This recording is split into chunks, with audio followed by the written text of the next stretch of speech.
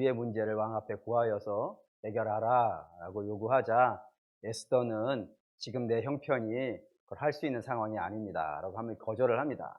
그때 모르드게는 네가 이스라엘을 위해서 나서지 아니하면 하나님은 다른 방법으로도 우리를 구원하시겠지만 너와 내 아버지 집은 하나님의 뜻을 어겼으니 망하게 될 것이다 라고 아주 개차 강하게 권면을 하게 되죠. 근데 그 강한 권면을 들은 에스더는 이것이 내가 해야 될 일이구나, 나 아니면 할 수 없구나 라는 생각을 고쳐먹고 죽기를 각오하고 왕 앞에 나가서 이 문제를 해결하겠다라고 선포를 합니다. 그런데 이 일은 사실 죽기를 각오한다고 해가지고 될 문제는 아니라 이겁니다. 그래서 이거를 요구하는데 에스더 4장 16절입니다. 4장 16절 읽을게요. 당신은 가서 수산에 있는 유다인을 다 모으고 나를 위하여 금식하되 밤낮 사흘을 먹지도 말고 마시지도 마소서. 나도 그의 시녀와 더불어 이렇게 금식한 후에 규례를 어기고 왕에게 나아가리면 죽으면 죽으리다 하니라. 무엇을 요구했다고요? 기도합시다. 기도합시다라는 요구를 하고 3일간 이스라엘 민족도 기도하였고 에스더도 기도하였다라고 되어 있습니다. 그때 에스더 무슨 기도였을까요? 무슨 기도했는지 사실 잘 모르겠습니다. 성경이 안 알려주고 있기 때문입니다. 하지만 그가 기도를 하면서 무슨 고민을 했는지는 알 것 같아요. 구체적으로 내용이 있어서 그런 건 아니라 그가 매우 특이한 행동을 하게 되겠다 이겁니다. 그 특이한 행동을 보면은 그가 3일 동안 기도하면서 무슨 고민을 하고 그가 어떻게 이 문제를 해결해 가기로 했는지를 알 수가 있다 이겁니다. 한번 무슨 고민하는지 한번 여러분에게 제가 물어볼게요. 뭐 어렵지 않습니다. 우리 여신도에게 물어봅니다. 다 이겁니다. 여러분에게 어떤 큰 문제가 있어요. 근데 이 문제를 해결할 방법이 남편에게만 있습니다. 그러면 이제 남편에 가서 도움을 구해야 될 텐데 제가 두 가지 예시를 드릴게요. 두 가지 예시 중에 하나에당 두 개씩 있어요. 선택을 하는 겁니다. 예를 들어 첫 번째, 남편한테 가서 도와달라고 해야 돼요. 1번, 속히 간다, 예쁘게 치장하고 간다. 뭐 어렵습니까? 2번, 사실대로 말한다, 잔치를 열어준다. 뭐 뻔합니다. 남편인데 그냥 가서 기도했으면 빨리 가가지고 이실직고를 하고 내가 차를 긁어먹었다. 그래 어떻게 해결해 달라. 뭐 이렇게 요구해야 되지 않겠어요. 그게 아주 지당한 방식인데 에스더는 이 방식을 택하였다면 이렇게 되는 거예요. 죽으면 죽으리라 각오하고 기도했어요. 그러면 이제 속히 왕에게 가서 이야기를 하는데 이왕이면 화장을 이쁘게 하고 가는 것보다는 근심 많은 얼굴로 가야 되지 않겠어요. 내가 말이지. 내가 얘기 안 하려고 했는데 차를 긁었어. 이렇게 뭐 근심스러운 표정을 짓고 가면은 왕이 중전 무슨 일인가? 그대에게 무슨 걱정이 있어서 얼굴빛이 그 흑빛인가? 나에게 얘기하라. 내가 다 들어주마. 이렇게 가야 정상이잖아요. 근데 이런 일이 실제로 있었단 말이에요. 언제 있냐면 느헤미야에게 이런 이야기 있었어요. 느헤미야가 예루살렘에서 안 좋은 이야기를 들었어요. 뭐 성문이 다 해파되어지고 성은 무너지고 짐승들이 밤에 쳐들어오고 도적이 들어와가지고 예루살렘에 살 수가 없습니다. 너무 가슴 아픕니다라는 얘기를 듣고 그게 마치 자기의 아픔처럼 느껴졌다고요. 그래서 내가 이 문제를 해결해주고 싶은데 나는 묶여있는 사람이라. 어디에? 왕에게 묶여있는 사람이라 갈 수가 없는 겁니다. 가고는 싶은데 갈 수가 없는 상황이 얼굴에 드러난 거예요. 그래서 왕 앞에 나갔는데 그 얼굴빛이 이상한 겁니다. 그래서 왕이 같은 페르시아 왕이에요. 그 왕이 묻는 거예요. 느헤미야에게. 술관원, 네 얼굴이 안 좋다. 혹시 뭐 이상한 마음 품고 있는 거냐? 너 무슨 일이냐? 라고 다그치니까 그때서야 느헤미야가 이러이러한 일이 있습니다. 그러니 왕께서 저를 좋게 보신다면은 저한테 일정 시간에 좀 말미를 주십시오. 그래서 제가 예루살렘에 가서 성문만 짓고 제가 바로 돌아오겠습니다. 뭐 이렇게 이야기에 가는 게 있단 말이에요. 술관원도 그렇게 한다 그러면 왕은 어떻겠어요? 더 쉽지 않겠습니까? 술관원이야 얼굴빛 이상하면 확 쳐버릴 수도 있겠지만 뭐 왕후니까 그래도 술관원보다는 좀 나은 형편 아니겠어요? 그러니 그 앞에서 얼굴이 하고 있으면은 왕후여 무슨 일인가? 내게 이야기해라. 내가 그대 남편 아닌가? 이렇게 이야기해 되는 것이 마땅할 텐데 그때 이제 에스더가 이 하만 때문에 그렇습니다. 이 하만 정말 나쁜 사람입니다. 그리고 왕께서 이 문제를 좀 해결해 주십시오. 이렇게 가는 게 아주 일반적으로 이해되어질 수 있는 방법이라 이거예요. 근데 에스더는 우리의 이해 범주를 벗어나는 행동을 한다 이겁니다. 보시죠. 5장 1절. 5장 1절 읽겠습니다. 제3일에 에스더가 왕후의 예복을 입고 왕궁 안뜰 곳 어전 맞은편에 서니 왕이 어전에서 전 문에 대하여 왕자에 앉았다가, 첫 번째, 그는 근심의 얼굴빛을 띠고 간 것이 아니고 왕후의 옷을 입고 왔다고. 왕후의 옷은 입고 얼굴은 그냥 갔다. 이런 있을 수 없는 일이에요. 왕후의 옷을 멋있게 입었으면 이제 얼굴도 이제 완전 다른 사람으로 이렇게 나와야 되는 거 정상 아니겠어요? 그렇게 왔다 이겁니다. 두 번째는 8절. 8절 읽겠습니다. 내가 만일 왕의 목전에서 은혜를 입었고 왕이 내 소청을 허락하시면 내 요구를 시행하시기 전에 좋게 여기시면 내가 왕과 하만을 위하여 베푸는 잔치에 또 오소서 내일은 왕의 말씀대로 하리이다 하면서 뭘 하겠다 그러는 거예요? 잔치를 하겠다는 거예요. 지금 잔치 얘기할 상황이 아닌데 에스더 지금 잔치를 열겠다고 한단 말입니다. 왜 우리의 일반적인 예상, 속히 가서 근심된 얼굴로 왕에게 이실 죽고 해가지고 도와달라는 것이 맞을 것 같은데, 이왕이면 죽으면 죽으리라는 마음으로 갔으니까. 근데 에스더는 왜 이렇게 왕후의 치장을 하고 예쁘게 하고 가가지고 잔치나 열겠다고 하는 이런 행동을 하는가? 그게 이제 에스더가 3일 동안 기도하면서 고민한 답이라 이겁니다. 무슨 고민을 했겠냐면 당연히 이런 고민을 했을 것 같아요. 첫 번째는 왕 앞에 어떻게 나갈 것인가.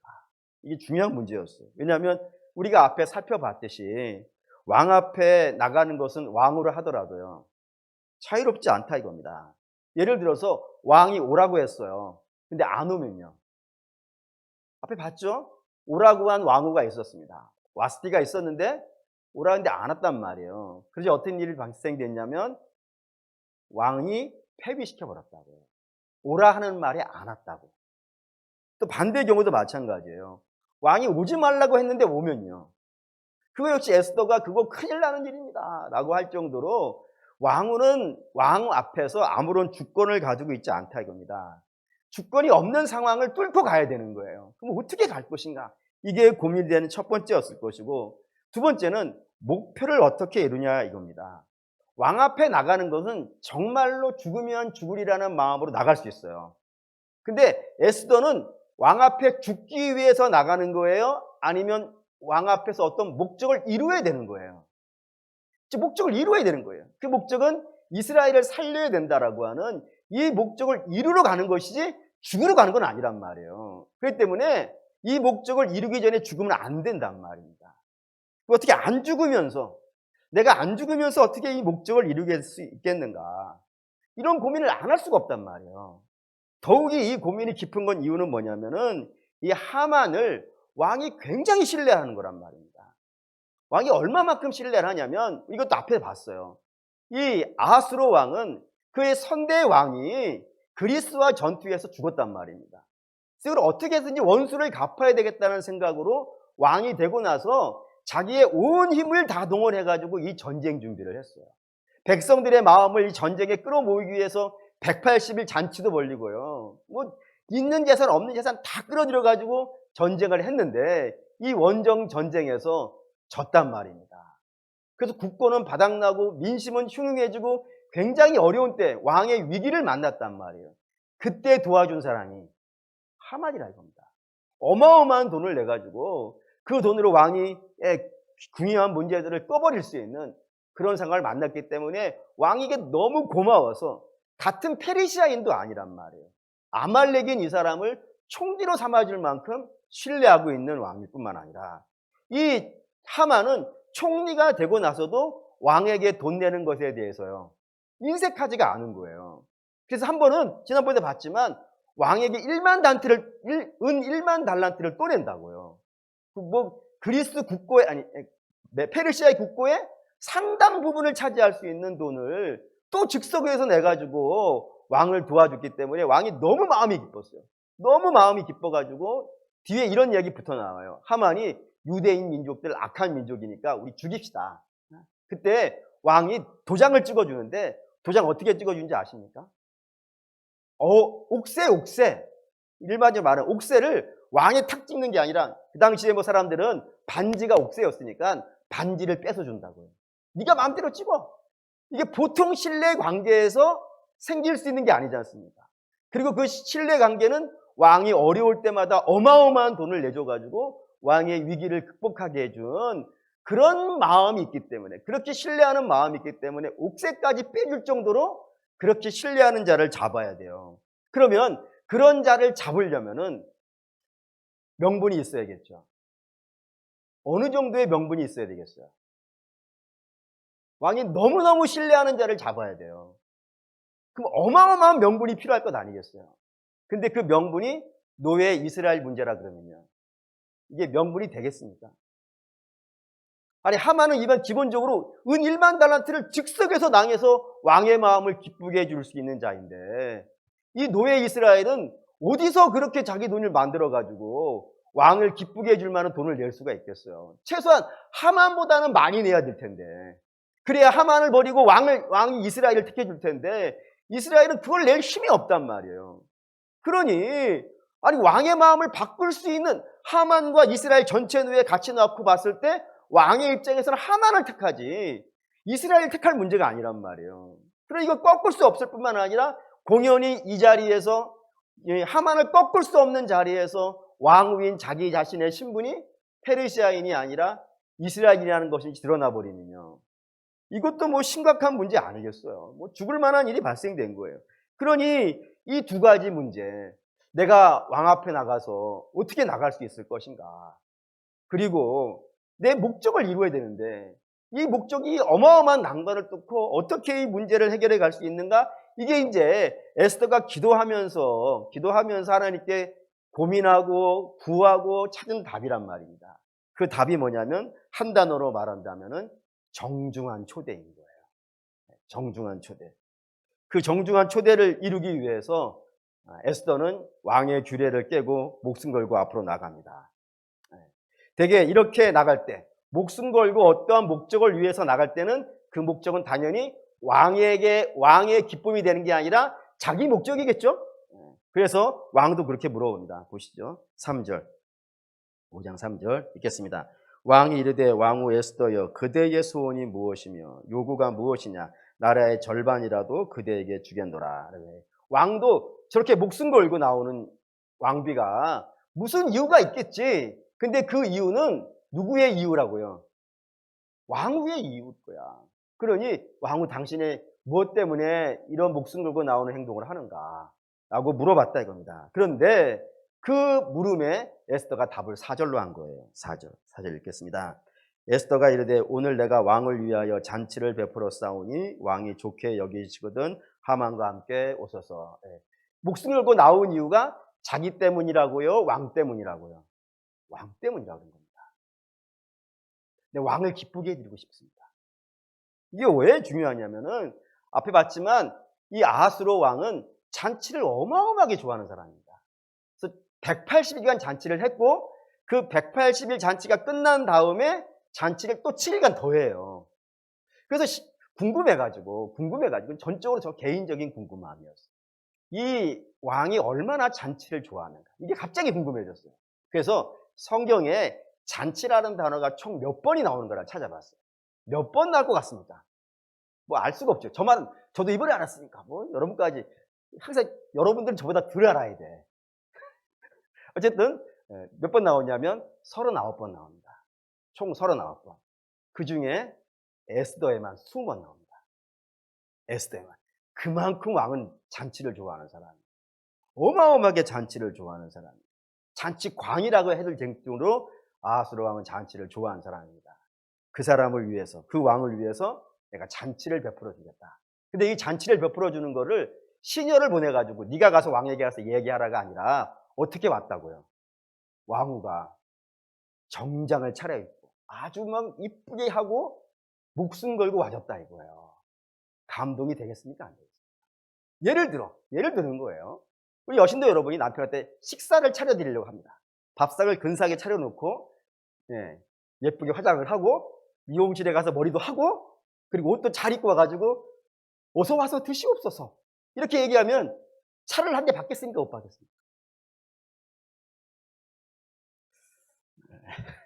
한번 해보십시오.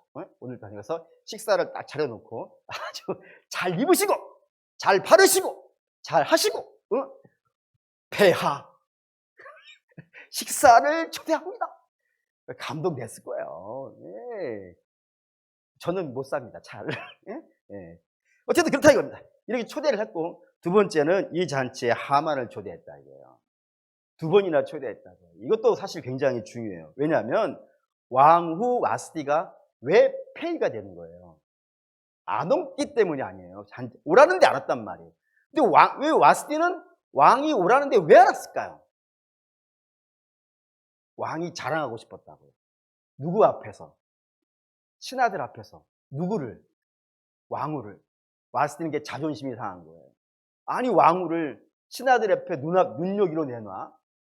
있을 수 있는 일이야? 이 자존심 상하지? 그래서 안 갔다가 폐위당한 거 아니겠어요? 근데 지금 에스더는 자청하는 거예요. 신하를 불러서 당신 하고 싶은 대로 하라. 내가 당신 기쁘게 해드리라면, 왕을 기쁘게 해드리려면 내가 무엇이든지 하겠다고. 라고 하면서 그 잔치에 신하들을 불러달라라고 이렇게 요청한다 이겁니다. 그러니까 에스더는 나름대로 이게 최선의 답인 거예요. 그러니까 정중한 초대를 하겠다. 정중하게 초대를 해가지고 왕의 마음을 기쁘게 해주겠다. 그리고 그 일을 에스더는 최선을 다해서 했고, 그러자 왕이 6절로 말한 겁니다. 6절 읽겠습니다. 잔치에 술을 마실 때 왕이 에스더에게 이르되 그대의 소청이 무엇이뇨 곧 허락하겠노라. 그대의 요구가 무엇이뇨 나라의 절반이라 할지라도 시행하겠노라. 예, 제가 이걸 읽은 이유는 뭐 때문이겠어요? 이게 두 번 나왔기 때문이라는 거예요. 앞에 3절에 나왔지 않습니까? 또 두 번 6절에 나왔으니까 두 번 연속으로 나온 겁니다. 저는 성경에서 반복되는 건 굉장히 중요하게 여긴 사람이라는 걸 아실 테니까. 그 왕이 얼마만큼 기뻤는지. 왕후가 자기를 위해서가 아니라 나를 위해서 정장을 차려입고 목숨 걸고 나와서 신하들 불러다가 나의 마음을 기쁘게 해주는 잔치를 해주겠다고 하니 감동이 되어서 얼마나 감동이 되었는지 두 번이나 이 문제를 이야기할 정도로 아주 감동했다. 이것이 오늘 저와 여러분이 읽은 오늘 본문의 내용입니다. 그러면 오늘 설교의 주제는 어떻게 가야 될까요? 에스더의 지혜. 에스더가 왕의 마음을 감동을 주었다. 그래서 왕의 마음을 감동을 주어서 그 감동된 마음으로 이 문제를 해결해 가야겠다라고 하는 생각으로 에스더의 지혜 이렇게 가면 좋겠다라고 생각이 들어갈 수 있을 겁니다. 물론 오늘 본문에 등장한 에스더의 지혜는 상당히 놀랍고 제가 감히 상상할 수 없을 만큼 탁월한 고민에 대한 답을 갖고 온 것은 틀림이 없습니다. 그런데 만약에 성경이 에스더의 지혜라고 하는 관점에서 이 본문을 기록하였다면 성경에 들어가는 만한 책이 못 된다고 생각이 되는 거예요. 왜냐하면 어느 유명한 신학자가 이런 말을 했습니다. 에스더는 성경에 빠져야 되는 책이다. 왜? 에스더에는 하나님의 이름이 등장하지 않는다. 하나님의 이름도 등장하지 않는 책을 어떻게 성경에 넣을 수가 있겠는가. 위인전이면 몰라도 에스더가 대단히 지혜 있는 사람이라는 위인전이면 몰라도 어떻게 이 성경에 넣을 수 있겠는가라고 하는 신학자의 말이 있는데 저도 그 말에 동의를 합니다. 사람의 이야기라면 당연히 이 책은 위인전에 들어가야 돼요. 이스라엘의 교훈집이라든가 뭐 이런 거 있거든요. 믿음의 사람들의 이야기 뭐 이런 책들이 있으니까 거기에 들어가서 거기에서 읽히는 게 맞지 성경까지 들어올 문제는 아니라 이겁니다. 근데 이 책을 하나님이 우리에게 성경에 넣으셨다고 저는 믿습니다. 그럼 이건 하나님의 뜻이 여기 있을 거예요. 그럼 그 뜻이 무엇일까가 제가 지난 한 주간 이 문제를 갖고 고민하면서 얻은 답입니다. 그걸 두 가지로 설명을 드릴게요. 첫째는 잠언 16장 9절입니다. 잠언 16장 9절.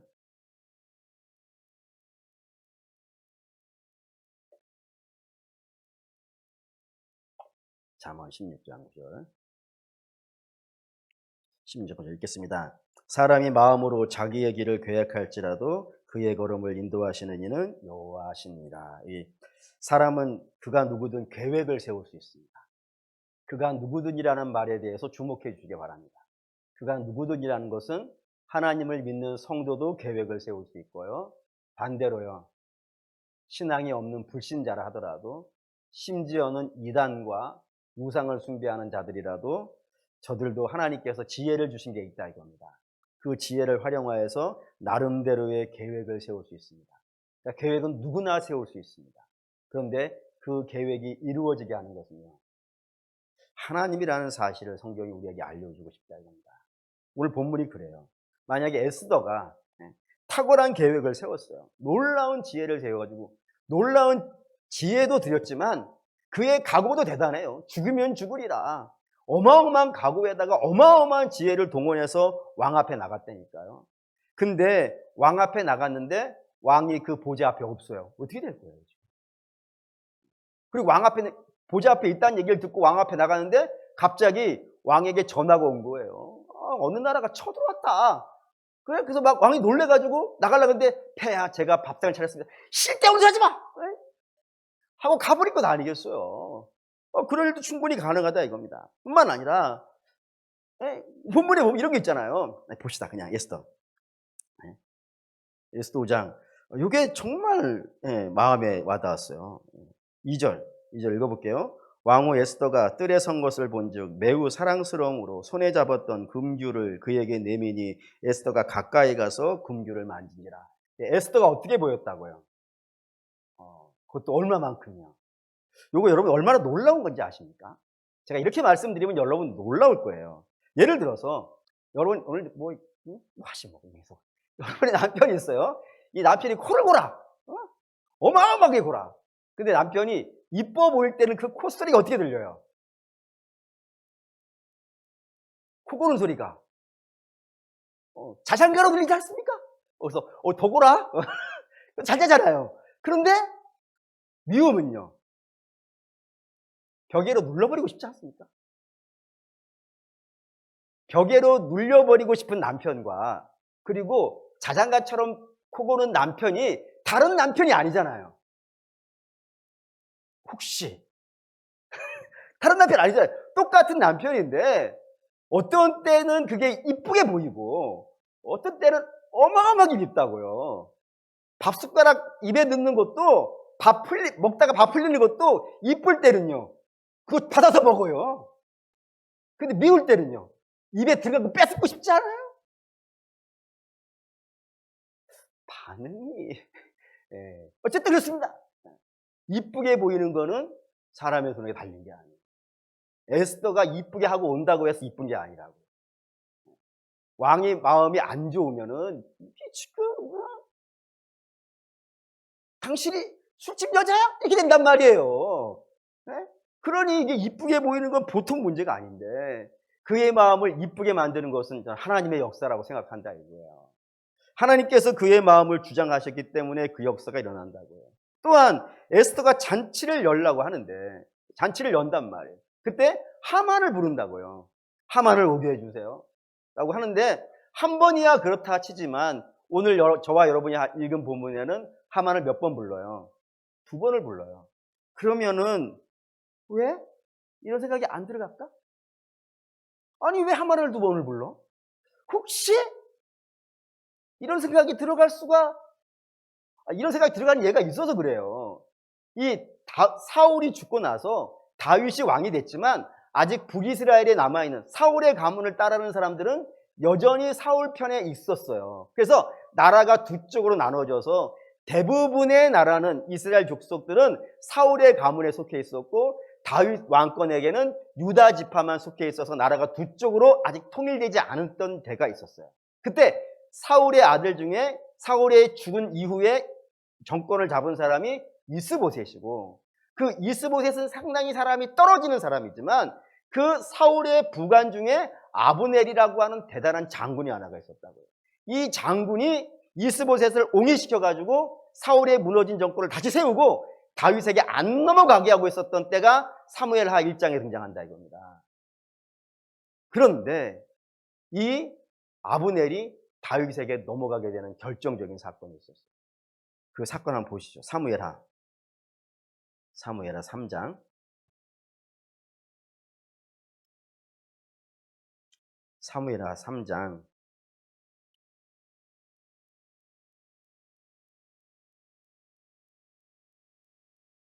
6절 7절. 사무엘하 3장 6절 7절 읽겠습니다.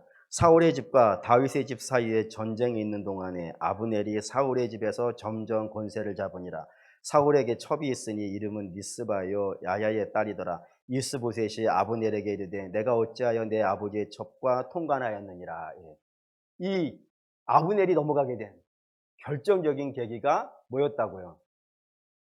아니 그게 아니고 결정적인 계기는 사울의 집에서 아브넬이 권세를 잡았다고요. 왕은 이스보셋인데 권세는 아브넬이 잡았다고요. 그러니 마음이 어떻겠어요? 이스보셋이 안 좋지. 그 의심이 들어간단 말이에요. 근데 그 의심이 들어가는 때에 이 아버지의 첩과 아브넬이 눈빛이 돌아가는 게 보인단 말이에요. 그게 의심이 됐단 말이에요. 그래서 그를 불러다가 다구쳤더니 아브넬이 열받아가지고 나 그런 일이 없는데 당신이 나를 그렇게 본다는 건 내가 이 권세를 잡은 게 마음에 들지 않아서 그런 거 아니냐? 그러니 내가 이참에 난 이 정권을 가지고 난 다윗에게 가겠다 해가지고 넘어가는 일이 발생된다고요. 그러니까 뭐 때문에 이러는 거야? 뭐 때문에? 의심이라니까요. 의심. 여러분 의심이라는 거는 굳이 커야 될 필요가 없어요. 작은 의심 하나만 던져줘도 의심이라는 건 의심이 의심을 부리고 의심이 또 의심을 부리고 또 의심을 부려가지고 결국에는 사단을 내버린단 말입니다. 그런 거 마찬가지로 왜 하만을 불러? 아니 왜? 아니 수많은 진화들 중에 왜 하만을 불러? 라고 할 수 있단 말이에요. 뿐이 아니라 총리가 다니엘서에 보면은 총리가 페르시아는 한 명이 아니라 3명이에요. 그러니까 하만 때도 마찬가지 거란 말이에요. 그 여러 명의 총리가 있는데 왜 하만을 불러? 왜 또 하만을 불러? 라고 하는 마음에서 의심이 들어갈 수 있고 그렇게 의심이 들어갔다면은 에스더의 계획은요. 오히려 그런 계획을 세웠다가 망하는 일도 발생될 수 있단 말입니다. 그런데도 불구하고 이 모든 계획들이 에스더가 세운 계획대로 지금 되는 거예요, 지금. 어떻게 이렇게 세운 계획마다 되어지냔 말이에요. 어떻게 됐다는 거예요? 하나님이 도우시더라 이겁니다. 하나님께서 에스더의 계획을 세운 대로 족적 허락해 주셨기 때문에 이 모든 계획들이 악영향 쪽으로는 하나도 가지 아니하고 오로지 몽땅 다 순방향 쪽으로 진행되어지고 있는 것은 하나님의 역사가 하나님이 그 에스더의 기도와 이스라엘이 그 탄식하는 기도를 들으셔가지고 이 역사하고 있다는 이야기를 성경에 하고 싶다 이겁니다. 이게 첫 번째 이유고 두 번째 이유가 잠언 19장 21절. 잠언 19장 21절. 잠언 19장 21절 읽겠습니다. 사람의 마음에는 많은 계획이 있어도 오직 여호와의 뜻만이 완전히 서리라. 앞에 읽은 거하고 같아요, 틀려요? 앞에 읽은 거 한번 다시 볼게요. 앞에 16장 9절. 16장 9절. 16장 9절 한번 다시 또 읽죠. 사람이 마음으로 자기의 길을 계획할지라도 그 걸음을 인도하시는 이는 여호와시니라. 같아요, 달라요? 다르죠. 어떻게 다르냐면 조건은 같아요. 사람의 마음으로 계획은 똑같이 세워요. 그런데 앞에는 여호와께서 인도하신다는 것으로 이야기를 결말을 지었고 뒤에 것은요. 하나님의 뜻만을 선다고. 하나님의 뜻만이 선다고요. 다시 말해서 하나님께서 에스더의 기도에 응답하신 이유는 그 기도가 누구의 마음에 들었기 때문에 하나님 마음에 들었다고. 하나님 이스라엘을 살리시려고 한다 이거예요. 살리시려고 하기 때문에 에스더가 그런 기도에 하나님께서 응답하셔서 이 모든 계획들이 차질 없이 진행되더라 이겁니다. 그리고 사랑하는 여러분, 우리가 계획을 세울 때 어떤 계획을 세워야 되냐 이거예요. 우리가 계획을 세울 때 물론 우리가 이런저런 계획 다 세울 수 있어요. 그런데 우리가 기도하는 그 내용들이 하나님이 기뻐하시는 내용들을 우리가 계획으로 세워야 되지 아니하겠냐 이겁니다. 우리 주님도 그러지 않습니까? 우리 주님이 겟세마네에서 이렇게 기도하셨어요. 아버지, 할 수 있다면 이 잔을 내게서 지나가게 하여 주시옵소서. 그런데 내 뜻대로 하지 마옵시고 아버지 뜻대로 하옵소서. 라고 하면서 아버지의 뜻을 구한다고요. 우리 주기도 하지 않습니까? 주기도에 맨 처음에 나오는 주기도 어떻게 시작하죠? 하늘에 계신 우리 아버지. 예, 아버지의 이름을 구하고요. 아버지의 나라를 구하고요. 아버지의 뜻을 구한다고요. 지금 성경이 전부 다 어느 쪽에 포인트를 맞추고 이야기를 진행하는지 우리가 좀 생각을 해봐야 된다 이겁니다. 그러니까 아버지의 뜻을 우리가 살피는 기도를 해야 된다 이거예요. 우리의 마음을 하나님께 얘기할 수 있다니까요.